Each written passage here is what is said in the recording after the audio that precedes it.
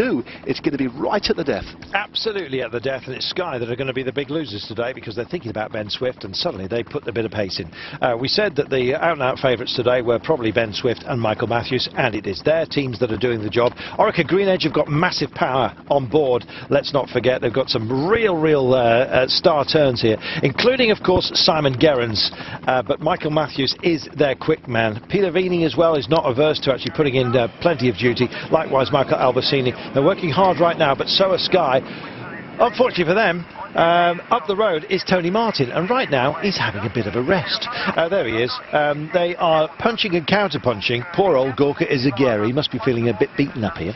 Yeah, it's not a good position to be in. Obviously, they are going to want to him. That's probably happened because Izagirre's opted to miss a few turns. But then, of course, Bakelands is attacked, and is then up to Izagirre to bring it back. I think what we'll see when Izagirre makes the junction, we'll probably see Tony Martin go right over the top, and then he'll be on his own and in his absolute element. And that looks like the shape of Peter Weaning on the front there at the moment, absolutely driving it. And there's the waving from the Movistar riders, probably sensing that, or not sensing, but seeing that the motorbike was a little bit too close there, Carl. Yeah, they don't want any assistance. And the reason they don't want any assistance is because of this man who's up the road. Oh, thank you very much. Goodbye, Tony Martin. It's time to play. And away he goes. He just increases the cadence and says, thank you very much. Oh, his man did his job. Bakelands, thank you very much. This might see Movistar re-engaging in the chase here. They weren't going to do anything to hamper Gorka Izagirre, but can anyone stop Tony Martin? And this was the moment, as the pictures cut away, where he just decided to go absolutely over the top. Well, trench warfare, you might say. He's your man. There's nothing Izagirre could do that. I thought that would happen. It's textbook stuff.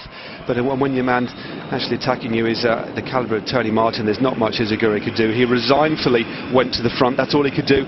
But I think his days are numbered now. Jan Bakelands won't give him a turn at all. And it is now down to this German world time trial champion riding in the colours of Amiga Pharma Quickstep in that distinctive aerodynamic tuck of his, who's going to be powering on the pedals for the last 11.3 kilometres. Will he make it? Well, Tony Martin does not have the flattest back. It's probably the only thing in his body form he would change to give him just that little bit more aero. Then again, they used to, did they not, pump up the old camelbacks? We saw the squirrel suits and all that kind of thing. Tony Martin doesn't need all that. He has power in abundance, and he's going to deliver it. We said if he had a minute by 8, he'd get there. Well, we reckon he's got 3 to go, and he will deliver. Suddenly the news gets through, and it's hurry-up time further back, and the likes of Gilbert have got to start putting something into this one today. Well, we'll see who else manages to pick up. VMC have got talent in abundance, don't forget. We saw Cullen Elbens doing a great job. Sammy Sanchez is here, also TJ, as you know. But with 10.6 to go now, and still a minute and 8, and still some curves to be taken at speed, it's all looking very strung out. And this one, well, he has thrown a long line to the finish line, and he is just winding it in today. I think this is looking destined to be a victory for him. 60 kilometres an hour. This man's having a laugh. He is going to chuckle all the way home, I believe. So, forget all the fast men. We've reckoned without Tony Martin perhaps today. Always a chance, and he's taken it.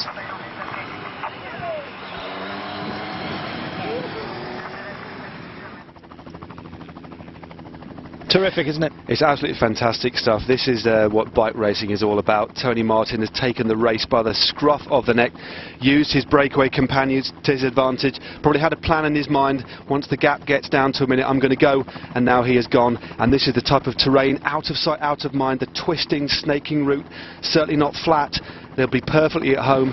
On the last couple of climbs, he was actually taking time out of the peloton and looking at that time gap. He is actually pulling away from a chasing peloton with the bit completely between their teeth, riding it around 50 kilometres an hour on the tops, getting as aero as possible. And look at the face, gulping in the air as best as he can. This is Tony Martin in his absolute elements. The basking shark is feeding. Here we go, 9.1 to go, still got a minute and 7. I think he's going to make this. We'll see how tough this final climb is. 3.4%, but it's quite kind of even. The most difficult part is in the entree to it, so he's just got to hit that at pace. It's only for about 300, 400 metres, so he will not lose that much energy or indeed momentum, as he then crests it, and we believe head for home. 8.8 to go. He's got 1:10. Nobody can match this sort of pace. Don't forget, they're all strung out. There's not a great deal of aero protection being offered up out there behind, and so basically everyone's just about in the wind because they're stretching. We'll get a view in just a few moments' time. So Tony Martin, if it is every man for themselves in a situation like this, there's nobody bigger than his good self. Definitely. Well, there's an aerial view of the breakaway companions left behind. There was nothing they could do or respond to when Tony Martin decided just to simply ride away at a higher speed. There wasn't one of these attacks that looks particularly dynamic. He just basically rode faster than everybody else. There was nothing they could do. And then, of course, there was that textbook manoeuvre by Omega Pharma Quickstep with Bakelands going, Izaguri having to shut it down, and then Tony Martin over the top and is now pulling away from a bunch that cannot seem to do much about the Flying German. 3 times world time trial champion. Can he be defeated today? I don't know. It's all playing into the hands of Tony Martin, this. Alejandro Valverde, after losing out on yesterday's climb to our leader Alberto Contador, is there to conserve energy. This is absolutely fine as far as he's concerned. 11 minutes and 36, that is not going to be a threat to the GC. This is the tough part of the climb that Tony Martin's on right now. He's changed his cadence, as you can see, and he's spinning it up. Absolutely. What he doesn't want to do now is just to overgear it too much on the climb. He's riding still in a very aero position, but just knock the gears down, pedalling nicely. He can probably afford to lose maybe 10 or 15 seconds on this climb. All he wants to do is conserve energy and hit it as hard as he can over the top. He'll be probably actually riding not quite as hard as he does on the flat here, so he doesn't take himself into the red, but he is an absolute legend and so experienced at riding at this sort of level. But look at him there, pedalling very nicely, and it won't be long before he's at the top of this climb, Carl. That was the difficult part, just the little switchback that he made past the barbecues for sale sign. Here he goes, a little bit further up. This is that flatter section, around 2.5–3% maximum, so he's going to be already feeling the comfort come back to the legs.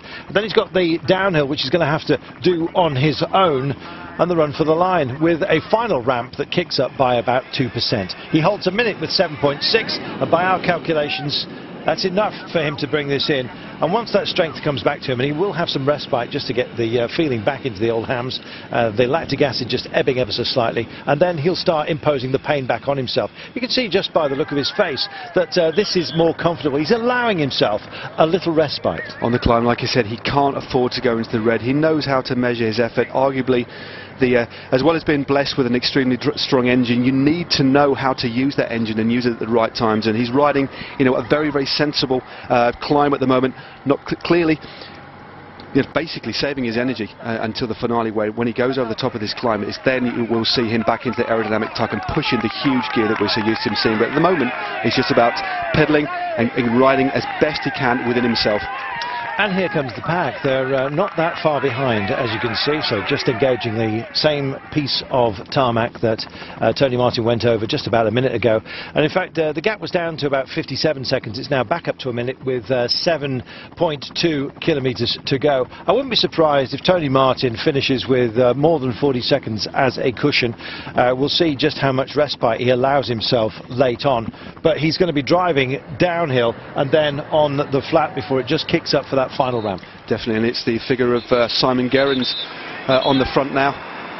A superbly strong rider himself, the Australian national road race champion, riding in obviously slightly different colours than his teammates, but he's on the front at the moment, really stringing them out. Obviously looking after Michael Matthews. Now it's been taken over at the front from another teamer, and Valverde riding at the front as well. This is no longer one about the sprinters. It's about the GC boys just marking each other out, making sure that there's no trouble, just conserving their energy, which is something that Tony Martin did on the climb, bizarrely, just knocked down the gears. And here we go, 55 seconds he has with 6.8 to go, and the attacks, well, really not overly serious. As you can see, there's still plenty of pace on the climb, and I think this is bragging rights that Alejandro Valverde just wants to show that he can still go up the steep bits even though we've run out of them today, essentially. They will get to strut their stuff on Thursday, which is the Queen's stage, and that's the chance when Valverde will have, with his explosive nature, a chance of getting back at Alberto Contador. But when he's in this kind of form, and they're the two jerseys that they are both wearing, locked together, when Contador is riding like this, it's very difficult to get the better of him. Definitely. Well, Valverde, just by his very nature, is an extremely aggressive rider. He's not going to make it easy for Contador. He accepts that Contador was the better rider yesterday, but any time the road goes up near the end, that is an opportunity, and fair play to Valverde. He's not going to certainly give Contador an armchair ride to finish, but that attack has actually forced a bit of a split. Looks like Kwiatkowski's there, so Contador's there too, and it did look like Philippe Gilbert has made it, as well as Cadel Evans. Yeah, it's all a bit late, I'm afraid, for Gilbert, because unfortunately for him, with 44 seconds of gap, 6.1 to go, let's just hope those transponders are actually correct. Certainly by the look of the terrain it is, but we've lost vision at the moment with our leader. There's Izagirre's just about to be brought back in, kind of feeling beaten up, I guess, by the Bakelance Martin 1-2 that he had to suffer. And I think really the fact that Valverde and Contador were starting to just test each other a few moments ago, that's kind of knocked everyone else out as well.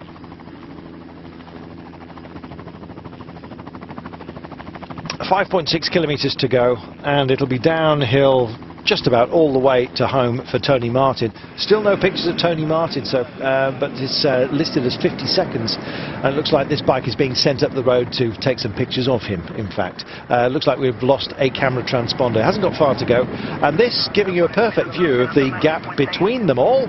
That is his teammate, and we just sped on a little bit further, and then we'll pick up our leader. Oh, thank goodness for that. There we are. That will come as a welcome sign. 5 kilometres to go.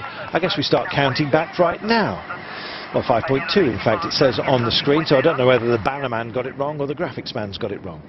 Yeah, just a few hundred metres out there, but all Tony Martin is going to be thinking about is now making sure that he can keep focused and applying as much pressure to these pedals. He did a very, very, very difficult run in. He was on the big ring there on the back end of the sprockets, so riding on about a 53, sort of 21 or something like that, but on the drop, spinning a nice gear, but soon he'll have that respite and it'll be dropping all the way into the finish.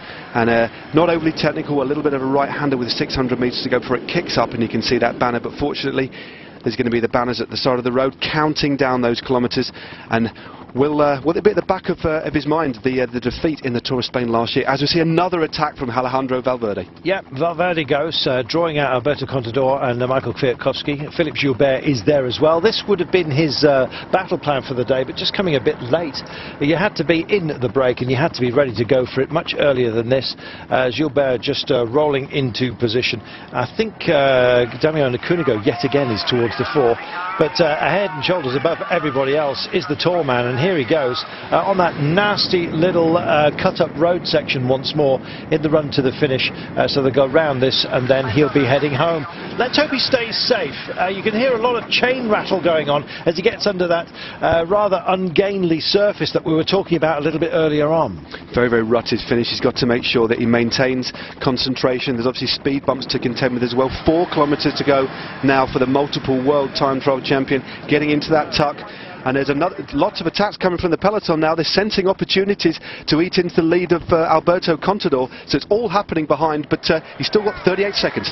Yeah, just waiting for the camera to stop rocking, but I believe that's Philippe Gilbert who's decided to kick off with 4 to go. 40 seconds, a little bit less than that right now. Rui Costa was also absolutely left for dead out there, and well, we'll see how they go. It is indeed Philippe Gilbert as he sails by the bike. This should have been his day. It ain't going to be with 3.7 to go, but I think he's got, he wants to put a marker down as to what might have been, I guess, and it also gives him a little bit of scolding rights when he gets back to the bus. You see what I could have done if you'd have only helped out earlier on? Didn't get the strategy right. This man got it absolutely bang on. It's always good to get into the mix when you can, although he's not going to be, doesn't look like he's going to be fighting for victory, because that is a bit of a big ask to shut that gap, but it's always good to get in the mix and attack and just test your legs at the finale of a race, because he's going to be on the Ardennes Classic legs which are coming up. And previously a winner, of course, of Liège-Bastogne-Liège, but clearly coming into form. And I just love his aggressive, tenacious style. Yeah, so do I. I'm a big Philippe Gilbert fan.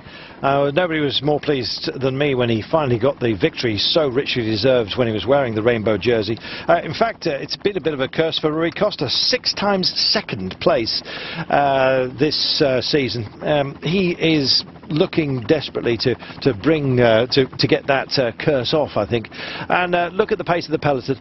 And so it may well have been a brave roll of the dice for Gilbert, but he's back in company. 2.5 kilometres to go, and this is about Tony Martin. It's about the margin. In fact, Gilbert's still up the road, I beg your pardon. It was somebody else who just pinged off as they come under that 3 to go banner.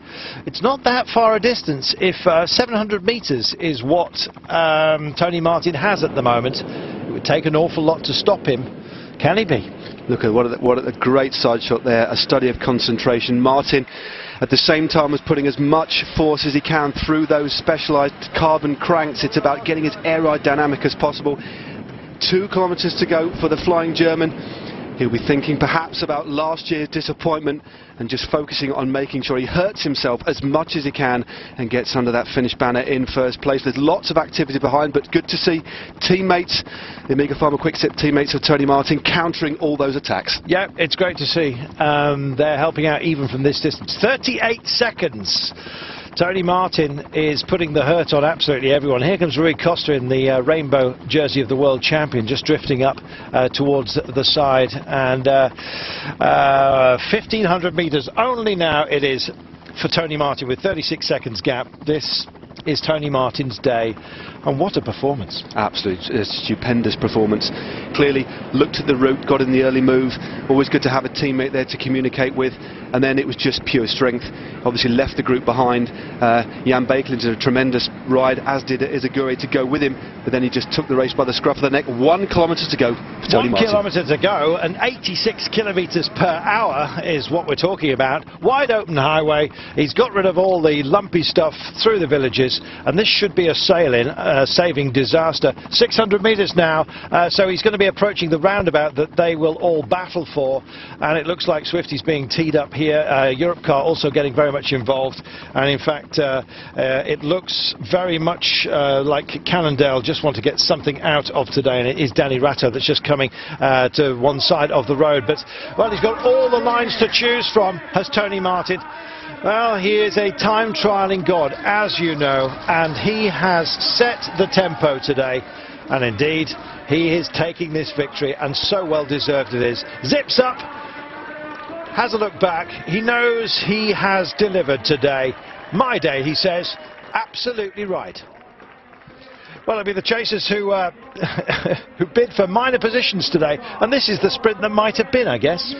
There they are, yes. It's they've just left it a little bit too late. They did start to, and there is Ben Swift, as we said, leading them in, and it looks like the German Paul Martins from Belkin on his wheel, and also Kwiatkowski's there as well, but Ben Swift surging away from Kwiatkowski. Will he take a well-deserved second place? Well, I think he might. Kwiatkowski, though, is very swift in these conditions, and in fact it looks like he might just get him to the line. Oh, that's a photo between the pair of them. Nice little finale for those guys, but it's always going to be picking up the pieces and second best. Nothing hurts more than silver, as they say. And today, the man who has struck gold is Tony Martin.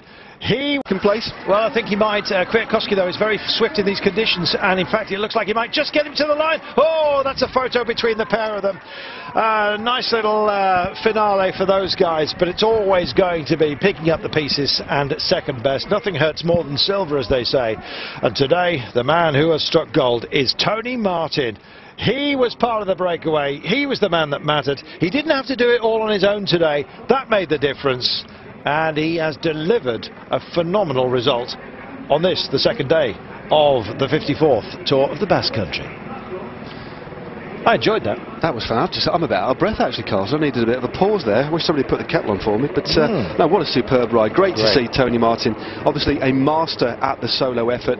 I mean, we know what he can do in time trials. He's virtually unbeatable on his day. But great to see him do it on such difficult and challenging parcours. And really put the peloton to the sword. I mean, they got it down to a minute. And then when he went on his own, he was never going to be caught. An absolute sublime display.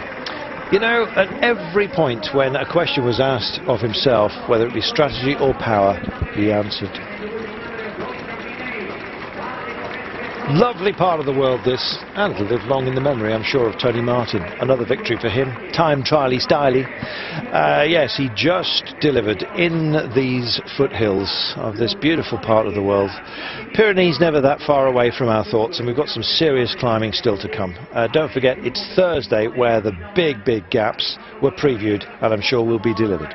Definitely. Well, just by looking at the way we talked about obviously Tony Martin's superb solo victory today, but looking at the way Valverde took every opportunity on those final climbs, he certainly isn't going to let this lie. He's clearly in superb form himself. 7 wins, don't forget, already this season. I think he's angry. Contador is obviously flying, but I don't think he liked being beaten yesterday. Although he's been very gracious in defeat, he still wants to beat Contador, and he's going to make it very difficult for him to do so.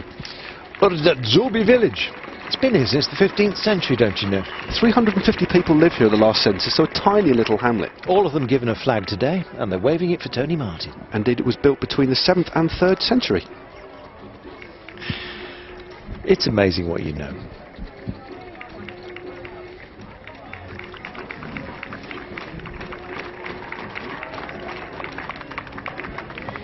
Well, here come the others. Sprint's jersey, first look at it, just cruising over the line. That is Matteo Monteguti of AG Tour Le Mondial. Well, he got found out today. The sprints were all shared by the breakaways. They came in very short order towards the penultimate climb of the day, which we thought might be the launch pad, and so it proved for Tony Martin to do his thing. And doing his thing he did.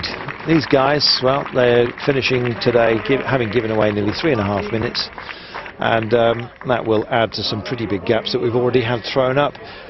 Yesterday I was kind of wondering about the wisdom of having such a hard opening stage, but what it did today was it allowed for a very talented breakaway, because none of them were a threat to the GC. And so we had our fun. Well, it would have suited Tinko Saxo to have no threats up the road. I mean, generally speaking, they're used to just riding at a tempo, and once the break has established itself in midway through or the initial parts of a stage race, all it's up to do to them is just to keep a nice high tempo. But of course, lots of times the breaks came back. They didn't today because of this man, Tony Martin, saluting the crowd and savouring every single moment. How relaxed did he look at the end of all of that? Putting everyone else on the rivet, and he looked more than comfortable in that role. Well, here come the engine room, I should say, that have worked so hard for today and for their teammates. I think allowed a little bit of a cruise, and 4.5 minutes now on the clock, just waiting for the official results to be produced. But we know our winner, Tony Martin, and by a country mile in some very undulating terrain. What have we got for tomorrow? Well, as we hit stage 3, we're going from Urdax to Vitoria-Gasteiz.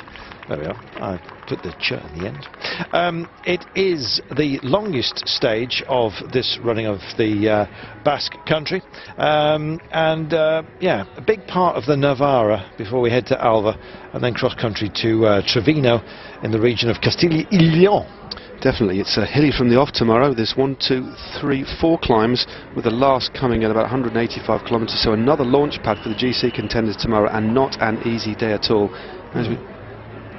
The way Tony Martin's going at the moment, I wouldn't be surprised if he's having fun with us yet again. Happy boy.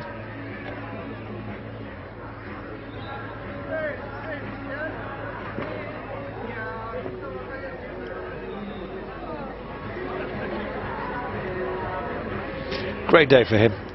Nice that it was a little bit cooler as well. We've had a bright day today, not quite the sticky heat of yesterday, although the stiff breeze that was blowing through this morning, which kind of cleared all that mugginess, has settled down a bit. No wind to hamper anyone. It would have just been another element to consider today. Here's your result, with Martin taking it. Cunego did manage to get up, actually, which was good. Matthews finishing 9th. Your pick for the day, I believe. Well, I had 2, didn't I? Swift, you get getting second there. But yeah, good to see Ben Swift and Michael Matthews both up there. But very, very interesting to see Kwiatkowski contesting that sprint. No time bonuses, but clearly wanted to test the form, and a very, very rapid sprinter in his own right. Did you know this is the San Salvatore monastery? It's been here since, it took 100 years to build it, by the way. Built between the 10th and the 11th century. They used to do that kind of thing. Somebody would start it if they were a bit flush, then they'd run out of money, somebody else would pick it up, finish it off. Looks like a mini Stonehenge in the back garden as well. Steady. I think you're absolutely right. Maybe that's the original. Yes. Hermit's hut of stone. See some back markers coming through. They're going to be thinking about another day. It's no point in. All they needed to do was just get through to the finish in one piece, because this really is a tough tour. Hardly a flat bit of road. We're just waiting for the GC standings to come through. I don't think we're going to hang around for podiums though.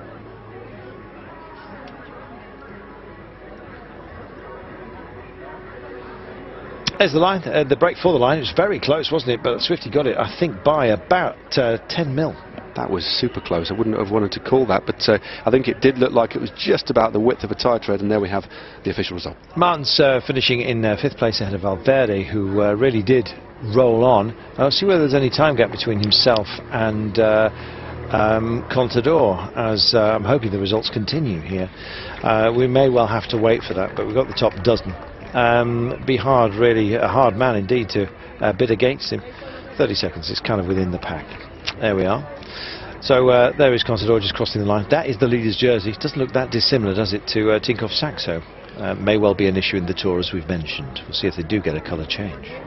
I seem to remember a blue and blue, so sort of a navy blue and a light blue previously. Somebody will remind me. Thanks, by the way, for all of your tweets. It's been good to hear from you. Don't forget, if you've any more thoughts and indeed pre-questions ahead of tomorrow's stage 3, then feel free. It's 194.5 kilometres tomorrow, so it will be busy, albeit much of it with a plateau. 2 climbs, then we have this big, long, open section before a couple of kicks at the end. It's downhill to the finish. Yeah, we have a 3rd category climb at 165 kilometres, and then another 3rd category climb at 185k, so a very, very difficult and challenging finale. But as you say, they're riding at an altitude for the majority of the stage after the 2nd climb. I think. Yeah, on a platew at about 600 metres above sea level. But it'll be picturesque, which is good. It certainly will. We may well be covering. We may be pointing out some rare breeds if nothing's happening.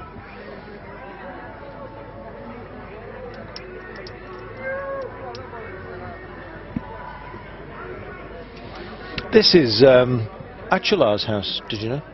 There we go. There we are. Built in the 1970s, and it's got a roller disco in the barn. Didn't know that. I made it up.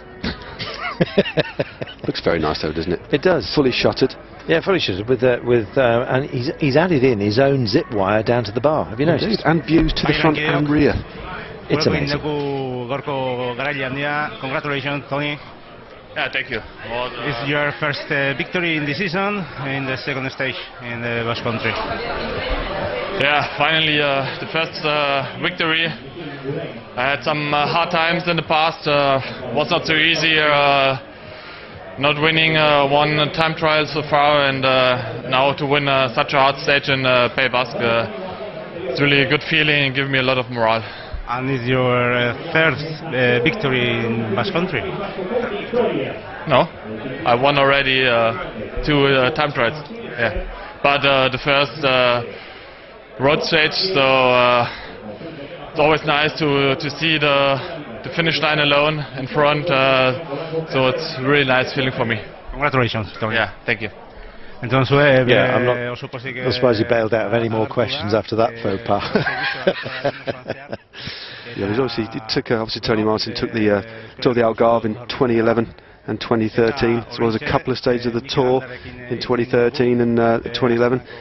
GC of the Eneco Tour, GC of the Paris-Nice. It's a wonderful palmarès, as well as obviously winning time trials. He's very adept at winning stage races too. but Matt, as he said, it's been a bit quiet this year, and he's wanted to put one in the bag, and he's done it. Yeah, I mean, he's been beaten a couple of times, as he said there, in time trials. Qatari was livid. And he was beaten by Taylor Phinney obviously in Dubai, who was beaten by teammate Kwiatkowski in the Vuelta al Garve. And but now it's ironic, isn't it, that he wins a road race and that's his first win of the year. But he looked extremely pleased, and I'm very, very chuffed for him. He's a wonderful and lovely lad. I think this is Contador. I'm hearing.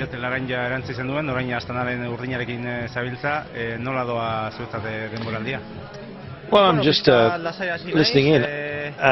He was asked, what about the morale? He's talking about the advantage and the perceived advantage and actually going for it and actually keeping something in reserve for the next few days. Yeah, it was a perfect theatre today for the likes of Tony Martin to actually do his thing. Not one for us. Oh, there you are. It was in fact one of our friends from Astana that we're having a chat with. Didn't quite catch it. Anyway, this one described by the local estate agents has been light and airy with stunning views.